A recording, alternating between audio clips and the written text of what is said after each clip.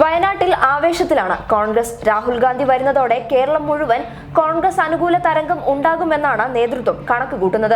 രാഹുൽ ഗാന്ധിയെ വൻ ഭൂരിപക്ഷത്തിൽ വിജയിപ്പിക്കുക എന്നതാണ് ലക്ഷ്യം.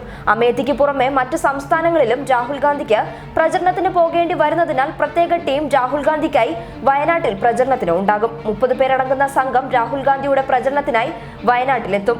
ഇതിൽ AICC, KPCC നിരീക്ഷകർ വയനാട്ടിലെത്തി പ്രവർത്തനം തുടങ്ങിക്കഴിഞ്ഞു. AICC ജനറൽ സെക്രട്ടറിമാരായ പ്രിയങ്ക ഗാന്ധി, ഉമ്മൻചാണ്ടി, KC വേണുഗോപാൽ, മുകുൾ വാസ്നിക് എന്നിവർ പ്രചരണത്തിന്റെ ചുമതല ഏറ്റെടുക്കും.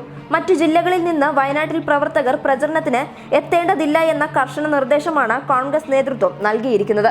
എന്നാൽ നിർദ്ദേശങ്ങളെ തള്ളി മറ്റു ജില്ലകളിൽ നിന്നും പ്രവർത്തകരുടെ ഒഴുക്കാണ് ഇപ്പോഴുള്ളത്. കോഴിക്കോട് ജില്ലയിൽ നിന്നാണ് ഏറ്റവും കൂടുതൽ പ്രവർത്തകർ വയനാട്ടിലേക്ക് എത്തുന്നത്. കോഴിക്കോട് ജില്ലയിലെ തിരുവമ്പാടി നിയോജക മണ്ഡലം വയനാട് ലോക്സഭാ മണ്ഡലത്തിന്റെ ഭാഗമാണ്. ഇതോടെയാണ് ഇവിടെ നിന്ന് പ്രവർത്തകർ കൂടുതലായി എത്തുന്നത്.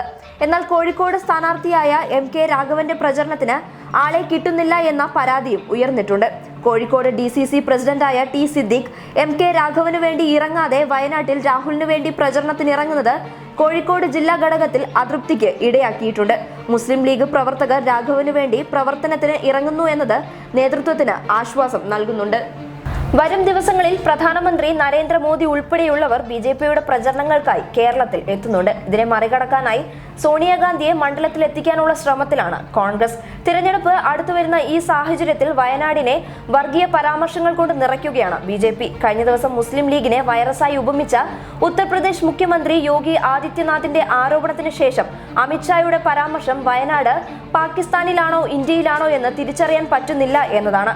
ഇതിനുള്ള മറുപടിയായി വയനാട്ടിൽ മുസ്ലിം ലീഗ് ശക്തമായി തന്നെ ഇടപെടുന്നുണ്ട്. News desk public Kerala.